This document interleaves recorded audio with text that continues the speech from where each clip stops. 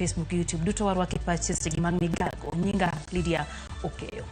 Achije ariyo ma itudogi nek mar obila mano chiwo arita ne otese mag penj kaunti ma Siaya ochwadgi magina ma onegi okinyi ma kawuono e gwenge ma Hawinga e kaunti ma Siaya. Komanda mar obila ma kaunti no, Clayton Kemboyo, wacho ni maling'ling mane giyudo noyango negi ni jalno nopondo e ot moro.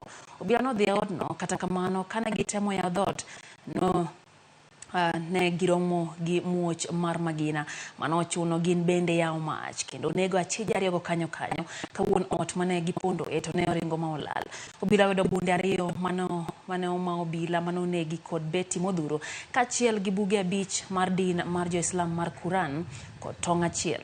Obila chich ne chal kagima Achije go ne jiwo puonj moko magalagala kendo chali ne gin moko kuom kweth mar jonjore makoch. Akatulead mpaka a certain murder house. Akatueleza hapa ni mahali we suspect au watu wawili wala walinyang'anyana bunduki walikuwa wamejificha.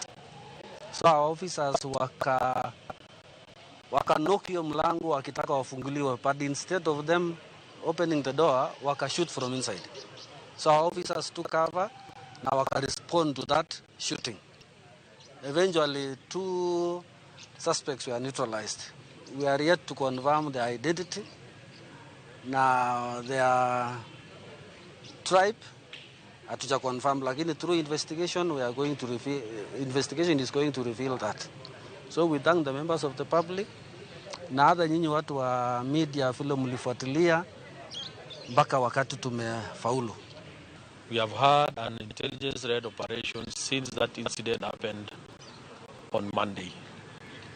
So these officers have been busy combing the area, and today they had a breakthrough of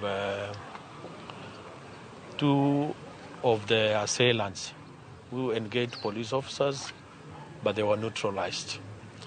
But one was arrested. Also, we have recovered the 2 firearms which were taken from the police officers. Jago moro chuo gi pala gi osiepne ma wito ngimane bang'